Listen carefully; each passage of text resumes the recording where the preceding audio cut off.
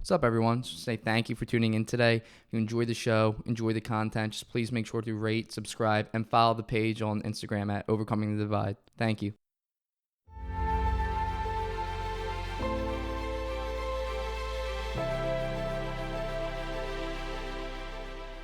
So once again, David, I just want to say thank you for being here today, taking the time out of your day to discuss such a hot topic as well as a volatile one at that.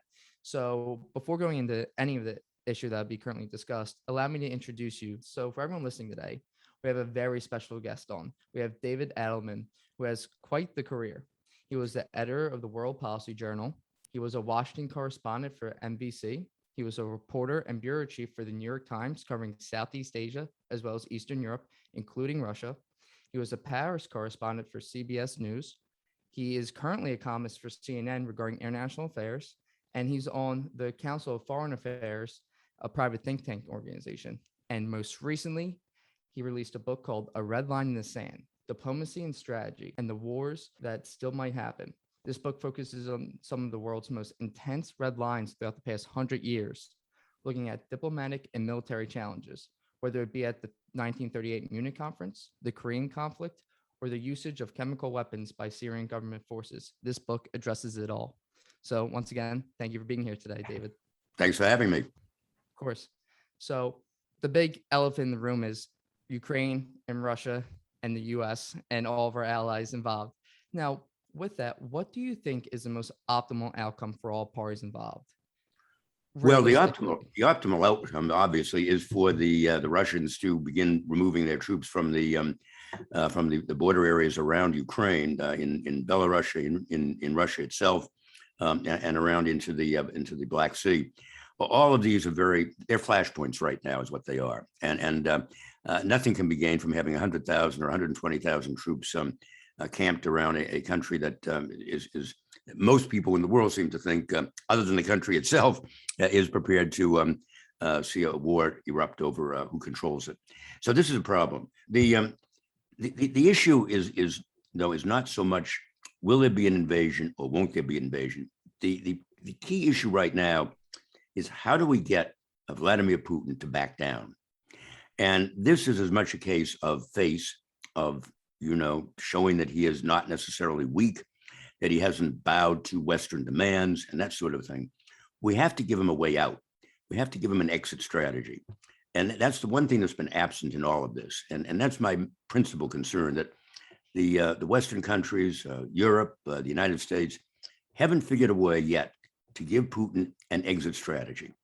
Now, we had a first hint out of this just this morning. That is Monday morning, the last day in January.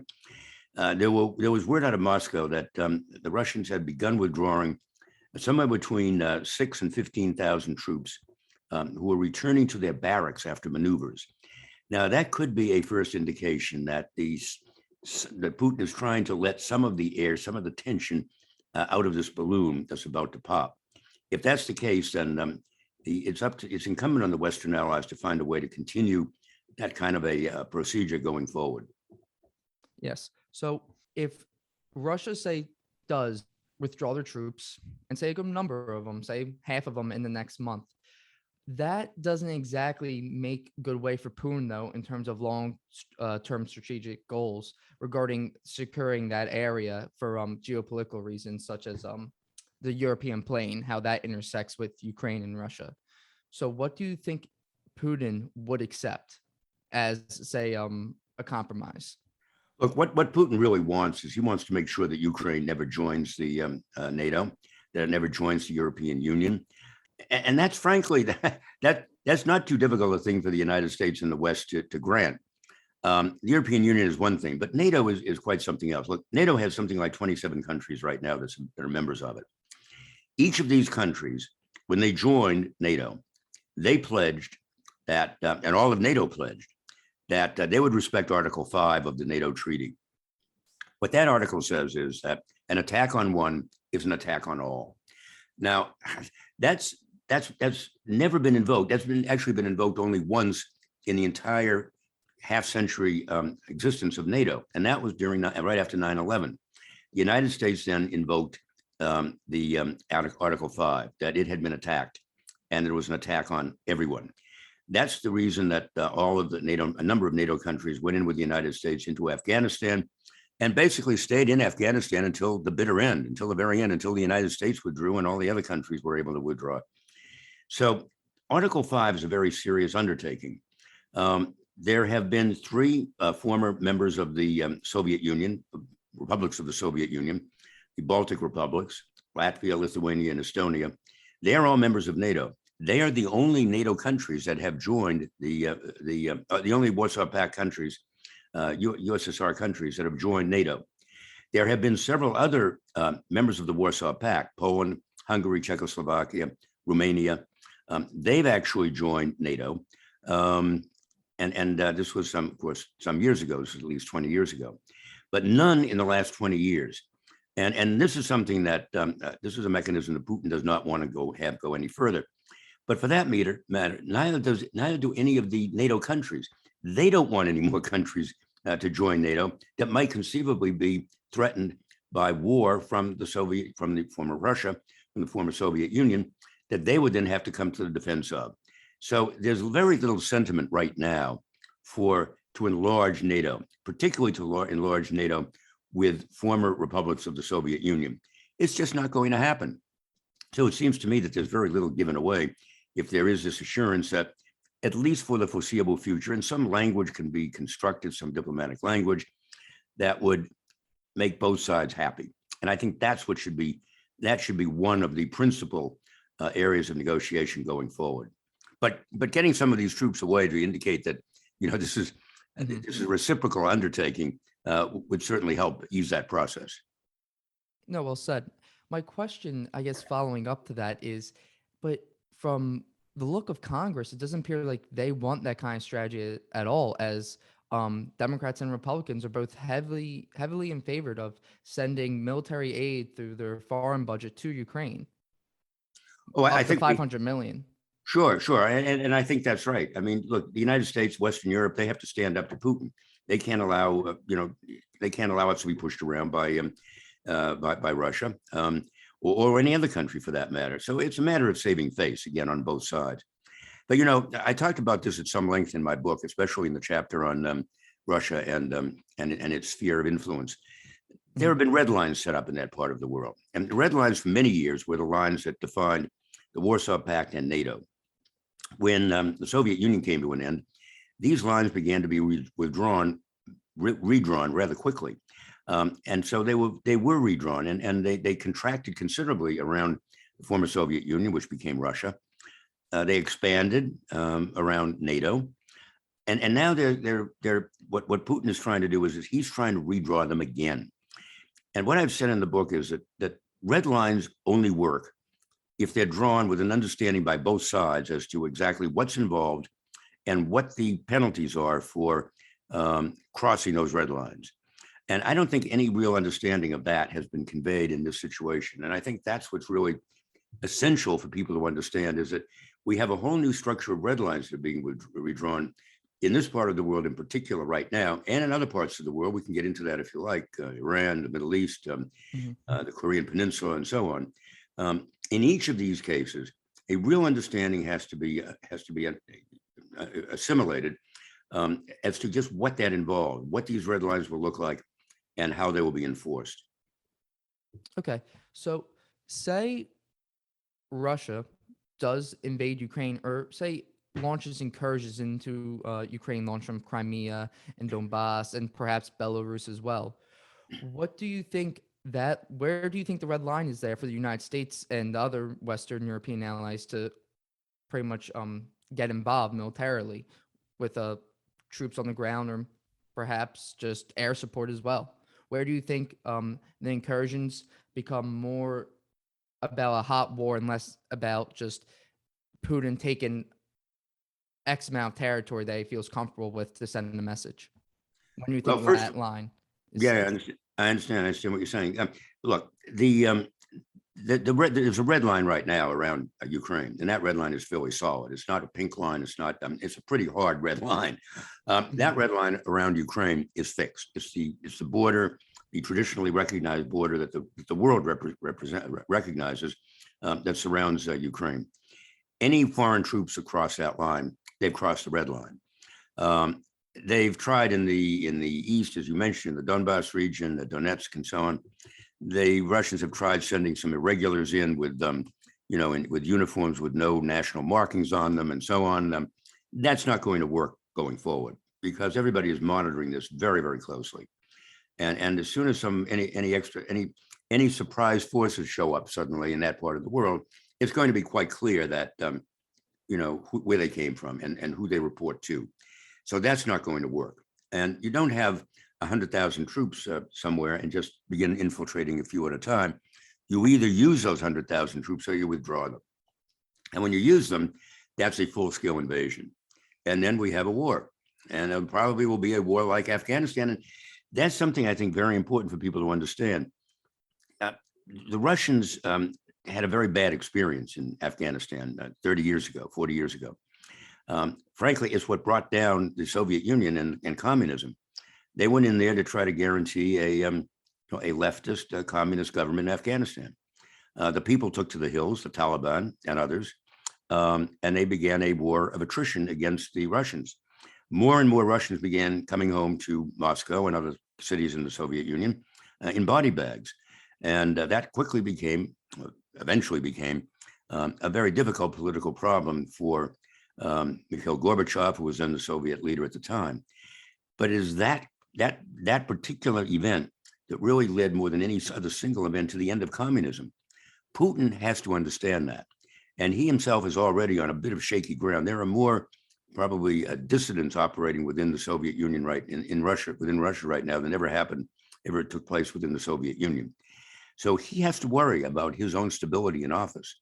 And I suspect that he will. I hope he'll come to reason. And that should be one of the touchstones for his understanding. Interesting. And as to point out that if Russia did launch a full-scale invasion and become an occupational force, the Kiev International Institute of Sociology estimated that, or polled, I should say, that 1/3 of Ukrainians said that they would stick in Ukraine, stay around, and resist. Now, when push comes to shove, we'll see how that happens. But even from the U.S. counterintelligence military doctrine, it states that for an occupation force to effectively launch a counterinsurgency, they need 1 soldier for every 20 citizens, which compared to Ukraine's current population, that equals out to 325,000 troops, which is not something that's not really in the cards for Russia at this time. So with that, I'm curious as to how does this get sustainability wise, how does this get leveled out? Because if Putin does nothing now, say he withdraws all the troops and in a dignified way, he's not embarrassed in a dignified way. That's not, even if he has his dignity with him, that still does not play well for Russia long term, because as Ukrainian's president, they're stockpiling on arms, they're receiving tank drones from Turkey, which are very effective from what I've heard. They're expanding their own arsenal, and overall they're expanding their boots on the ground. How many people are ready to fight? Even if Russia withdraws with their dignity, that's still a loss for them, which is something Putin has to consider. Do you think? No. Well, there's no doubt about it. Now Putin has to find a way, and we have to perhaps help Putin find a way to to save face, to withdraw in a reasonable fashion that doesn't think that he has actually been he's been defeated in some fashion. And I think there are ways of doing that. There are diplomatic ways of doing that. Look, he can't keep that many troops in the field for a very long period of time. It's very expensive. It's very difficult. It's bad for the morale of these forces to be out of their barracks and away from home and out in the field, especially in the middle of the winter. It's not a fun place to be in if you're a Russian soldier. So this is something that he also has to consider. At the same time, he can't show us really a sense of weakness to his own people, because he's in office largely because people wanted a strong leader at the top, one who is not going to, be able to won't be giving in to forces that are seen as antithetical to the Russian state. So he's a very fine line that he has to trod. I think, frankly, the reason that he started this, I think there are 2 reasons why he started this. First of all, he recognized that he has a fairly narrow window of opportunity to take over a place like Ukraine, and a very narrow window of opportunity where the Russian monopoly in oil and gas, especially supplying to Western Europe, um, is a kind of hostage situation. He has the Mhm. West Europeans in a state of hostage because he supplies so much of their, especially their natural gas. And that's not going to happen forever. 10 years from now, 15 years from now, I suspect Western Europe will no longer be terribly reliant, first of all, on oil and natural gas to begin with, or second of all, certainly not from as far away as Russia. So this is a serious problem. He does not have a very long period of time to try to get back some of these territories that he lost when the Soviet Union fell apart. That's number one. Number two is that he has a lot of problems at home that he has to try to find a way of distracting his people from. COVID has had a terrible toll in Russia. People don't really recognize that right now, but Russia has paid a terrible price for COVID. Um, More than in most other parts of the world, but it's a very closed society. So it's hard to say exactly how deeply they've been hurt, but they have been hurt substantially. And finally, his basis is a very small group of oligarchs at the very top. They are potentially potentially a hostage also to any of these sanctions that we might put on. So he has to rely on these oligarchs to keep himself in power. So he has a lot of forces at home that he has to satisfy in order to remain as head of Russia. Interesting. So, with Putin's issues at home that he's following or that he's dealing with, Americans here are also not inclined to support Ukraine in an armed conflict. So, how do you think the United States should or would respond if Russia does go for it? Because historically, war can boost morale for a certain period of time. A long war, no, but in terms of nationalism and boosting that kind of national morale in the beginning, Putin could play that card. And it's kind of like, how does the U.S. respond to that in a respected manner? With Well, look, with there's no way the United States is going to put boots on the ground or military forces, American military forces, in harm's way against Russian forces in Ukraine. Um, it was hard enough persuading the American people to do this in Iraq or in Afghanistan after 9/11, but at least after 9/11, we saw ourselves as under attack. The American people don't see this country as under attack from Ukraine in a war in Ukraine. So that's going to be difficult to. But at the same time, we do have other alternatives. Sanctions, the kinds of tough sanctions they're talking about, really could wreak havoc with the Soviet system, even the Russian system, even in the short term. So that's a very important issue. And at the same time, we can help the Ukrainian revolutionaries, as it were, the ones who will take to the hills and battle the Russians. We can help them much as we did help the Taliban when they were battling the Russians back before they actually took over the country and the Russians were forced to leave in Afghanistan. So that's something that we're very good at doing. The CIA is very good at supplying insurgent forces all over the world with the kinds of weapons that will really cause damage to Mhm. even a large invasion force like the Russians. So they have to think about all of that. The Russians have to think about all of that. And finally, there's a whole question of electronic warfare. If Russia attacks Ukraine, we can certainly attack Russia without risking any American boots on the ground, no American bodies. So that's also not impossible for us to give them the kind of help that would really potentially dissuade Putin from any adventures. This has been brought up, or I've heard it quite a few times. Do you think that the United States is maybe somewhere that it shouldn't be right now in terms of their involvement with Ukraine? I've heard the comparison that it would be as, say, you reverse the roles, Russia supporting these pro-Russian forces, or say not pro-Russian, but anti-American forces in Mexico, and the United States being like, what are you doing like over here? Like, this is not your sphere of influence. Like, Well, this is what happened actually during the Cuban Missile Crisis in 1962. mm-hmm, I'm sure you weren't even alive back then, but I was very much, and I remember that vividly. Nikita Khrushchev was threatening to put ICBM nuclear missiles in Cuba. Basically 100 miles from Florida. And Kennedy realized, President Kennedy, that back then realized this should not happen. And there was a standoff then. People seem to think that we could go to a nuclear war at one point.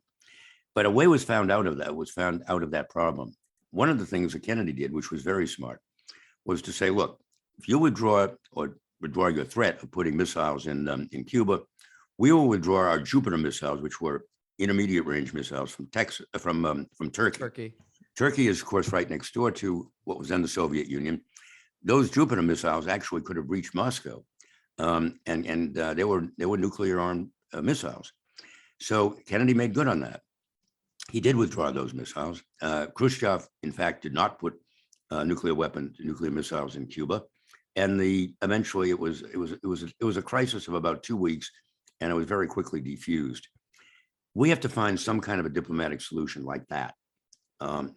And I think we can. I think there are enough issues that we have in common, that we share in terms of concerns on both sides, that we can find a way of defusing this situation as well. I hope we can. If we can't, it's going to be a very bloody conflict in Ukraine. Do you think the United States agreeing to not allowing Ukraine into NATO is an acceptable response or outcome? I don't think phrasing it that way is. I think that because we can't allow Putin to decide who's going to be allowed into or out of NATO. But I think an understanding that we have no interest, NATO has no interest in expanding for the foreseeable future. If we don't have to put a hard date, on a piece of paper until then. Look, if it's 20 years, Putin's not going to be around in 20 years as leader of the Soviet Union, Russia. I think that's very, very unlikely. He's getting on in years as well. So 20 years from now, 15 years from now, who knows what the situation is going to be like? And but we just do have to say that for the moment, there is no interest in expanding NATO. But on the other hand, we do have an interest in protecting countries that have democratic governments and want to continue to have democratic governments. Well said. No, I agree. I don't think the United States giving in to Putin's demands is an acceptable outcome. However, you bring up the point that just saying we have no interest in expanding into Ukraine, like involving a NATO membership, might just be optimal outcome for everyone. I just think that Putin might be more or less concerned with Ukraine, even though if we don't expand there, say we don't extend them a NATO invitation, they would be more concerned with Ukraine's abilities to eventually one day fight off a Russian invasion, even though that's unlikely, but at least making it much more difficult in the next 5 to 10 years if Russia were to invade Ukraine. So it could be like a now or never situation. And I think that could be a play as to all the buildup of the troops. Oh, absolutely. You're absolutely right. There's no question about that. Look, Ukraine has no interest in taking any of Russia back. I would like to get Crimea back, obviously, and that's another whole issue. But it's learned to live with that. It can't learn to live with losing more and more of its country. It's kind of like death by 1,000 cuts. That's not acceptable. And I think the United States is. I think the United States recognized. I think Biden recognized, because he was vice president at the time, recognized that the United States made a big mistake in not treating Russia's seizure of Crimea more seriously, and not establishing a much more firm set of sanctions and confronting Russia much more directly when that happened. Everybody kind of just rolled over and said, "All right, it once used to be part of Russia, so let them have it back." That was not acceptable then, and I think Biden was very sensitive about that. He was also very sensitive about how badly he did in the evacuation from Afghanistan. He, as much as Putin, has to demonstrate that he's a tough guy and that he's not going to be pushed around. So we have two tough guys who don't want to be pushed around, each of whom has to find a face-saving way of getting out of this terrible crisis. How do you think the United States is looked at right now internationally? If you were, say, your educated guess, or how do you think they are? Oh, I think the United States is in terrible shape internationally. I've written several columns for CBS and for CNN and for NBC about this. I think that the great hope a year ago was, or a little over a year ago, was that Biden was Trump was an interregnum. Trump was just a sort of a sharp detour in the road, and that now with Biden back in office, Trump was just a very bad detour, and we're now back to the straight and narrow. I think over the last year, people have come to recognize that the great fear now should be, is Biden in fact the interregnum? That is the United States really much more attuned to the concepts of Trump and the American conservative right, and that this, in fact, that Biden may be the interregnum, and that this is something we're going to have to deal with going forward. So I think that the issue of the United States as a leadership, as the leader of the free world, I think that may very well be, for the moment, something that needs to be a suspended concept, because I don't think a lot of people necessarily believe in that. I know the French, who I watch very carefully, they don't believe in that at all. They believe that we have a lot to worry about whether Biden is. They'd like to see Biden succeed. They'd like to see him, the United States, succeed and return as a leader of the Western alliance. But they're not. They have no illusions about that. And they're beginning to think that maybe the Europeans, perhaps led by the French, the Germans, and others, that they really need to take control of Western democracy with a small d, and make it work. And the United States can't be looked to as the grandfather and the godfather, shall we say, of democracy. Do you think that splinter happened with Biden following the chaos in Afghanistan, the evacuation? Do you think that's when all the hopes and the wishes of the United States to be, say, put back in its former glory on the international scale? Do you think after that kind of like failure of evacuating effectively from Afghanistan, do you think that's when all the hopes kind of came crashing down from the international community? I think that was only one aspect of it. I think you have not only that, you have the COP21 process of climate change. The United States supposedly came back into climate change, yet the last conference really did nothing to change that. So the United States rejoined the agreement that Trump had pulled us out of, and then nothing happened. We haven't managed to renegotiate an agreement with Iran to keep nuclear weapons out of that part of the world. That's still an issue that is very much up in the air, and I fear that it could collapse within the next few weeks, really. So, I think there are a whole lot of issues like that the United States has not come to any kind of a leadership position on, that the world is saying, we have to figure out another way beyond relying on the United States to solve some of these problems. Why is that though? Why, if you were in say Biden's cabinet, why do you what's this strategic kind of goal here?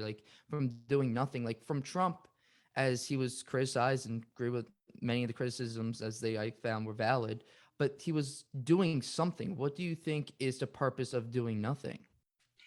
Well, it's not that they're doing nothing, in this administration. I think they're just doing a lot of the things that they're doing a lot of things, but not doing them very well. That's the problem. Okay. And I don't think they have a very good sense. One of my professors at Harvard was Henry Kissinger. That was before he went into government, whatever, which gives you a sense of how old I really am. But Kissinger used to have this concept he called the Weltanschauung, the worldview. And very few presidents, American presidents, have had a worldview like that. Nixon had a worldview, largely because of Kissinger, because Kissinger was his national security advisor and Secretary of State. A few others have had a worldview in that sense. Probably Kennedy did to a degree, although he was only in office less than 4 years. But very few presidents do. And if you don't have this worldview, and I don't think Biden really does have a worldview like that, you just keep ping-ponging from crisis to crisis. You have red lines being established around yourself, and eventually you get so wrapped up in red lines that you don't know how to fight your way out. And this is what's happened to him. He's gotten so entangled in so many different crises that we've lost our way. And this is very concerning. You can't run American foreign policy as over a ping pong table. Getting back and being batted back and forth on different sides. You have to run it with a sense of the game plan, a real game plan. The football teams that win the national championships and the Super Bowl, they're the ones that go in with a real game plan and then follow it. And the United States hasn't done that yet.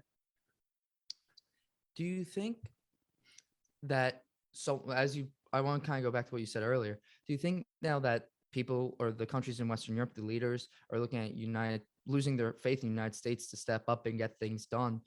Do you think one of them individually, such as the UK or France, perhaps, will step up on the world stage and try to see things through?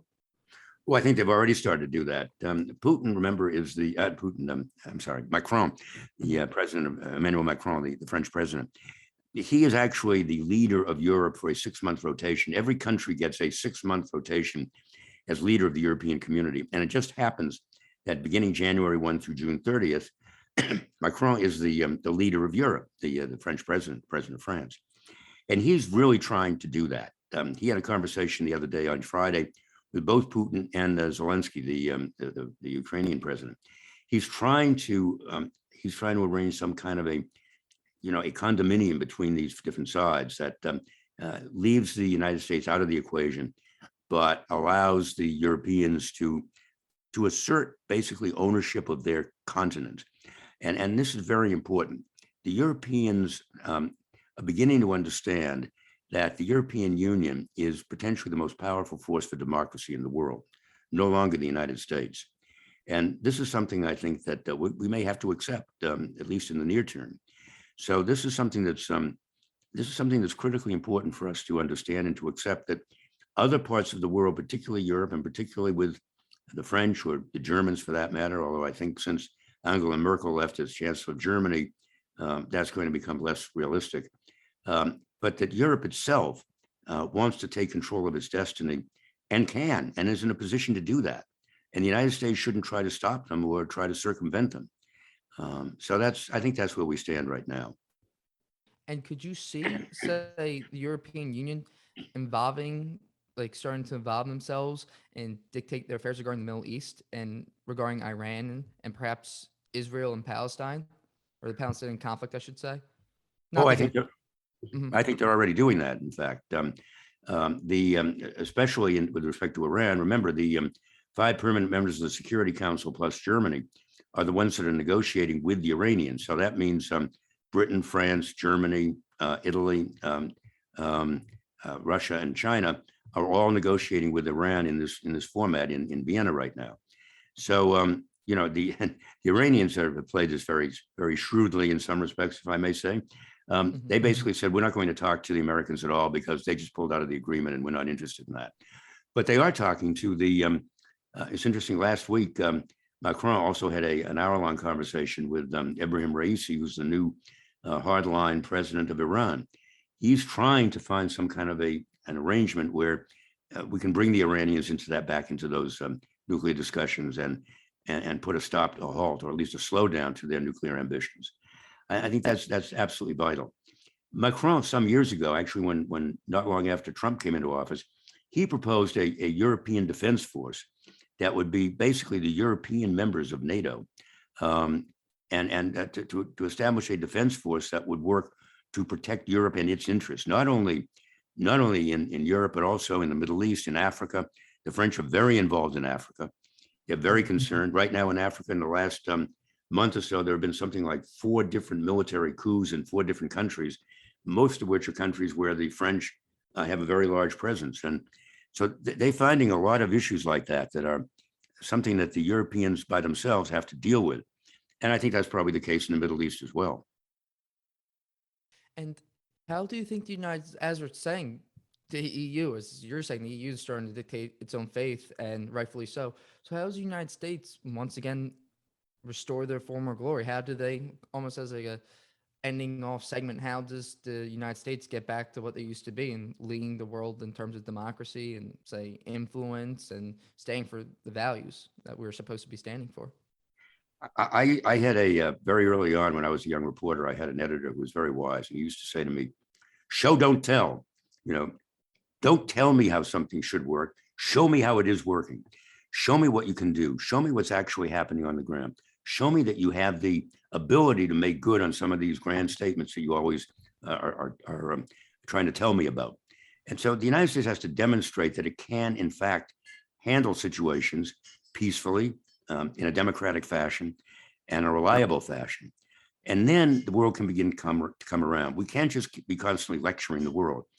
Well, when I was the editor and publisher of World Policy Journal, we did a piece on constitutions. There was a group of two professors from the Midwest United States who did a study to find out what constitution new countries or countries that were just redrawing their constitution, which constitution did they choose most frequently to model theirs on? And it turns out it's not the United States American Constitution, which was like fifth or sixth on the list. It was Canada. It was the Constitution of Canada. And the reason most gave was that it actually demonstrated a concern for human rights and a demonstration of how those would be protected. And in a system of government that would work to protect those issues. I mean, our government is in terrible shape right now. I mean, we are, look, in Israel, there are 25 political parties in the Knesset, the parliament, and there are another 25 parties that are dying to get into parliament. So you have 50 parties. If you looked at the number of different, shall we say, concepts of different of politics in the American Congress right now, you'd probably find at least 25 different concepts, and each of which is trying to reconcile itself. We may only have a two-party system on paper, but in fact, there's probably a 20 or 30 party system that we have in the United States. We have to find a way to make that work. And we haven't yet, in my view. And that's my principal concern. Cooperation for the better of all. Exactly. I want to thank you for coming on today. This is a really delightful conversation. And once again, everyone listening, I really encourage you to check out David's book, A Red Line in the Sand. So great book. I started reading it myself. I was especially intrigued by your time in Africa regarding Gaddafi and Chad and his incursions there. And also your references back to Churchill and how the United States was back then the guarantor of, say, a stable Europe. So if we don't learn from history, we're going to be condemned to repeat it. So that's my one reason for writing all of that. I would also point out I have a new Substack blog called Andelman Unleashed. You can subscribe to it. It's free, no cost, and it'll notify you every time I put something interesting on it. Right now, I'm looking at the French elections between now and June, which are going to be quite exciting, almost as exciting as the next Trump election. So. Oh God, yeah. And once again, everyone, it's Red Line in the Sand: Diplomacy, Strategy, and the History of Wars that Still Might Happen. So thank you, everyone, for tuning in. Thank you again, David, for coming on the show. I really appreciate it. A privilege being here, and thanks for having me.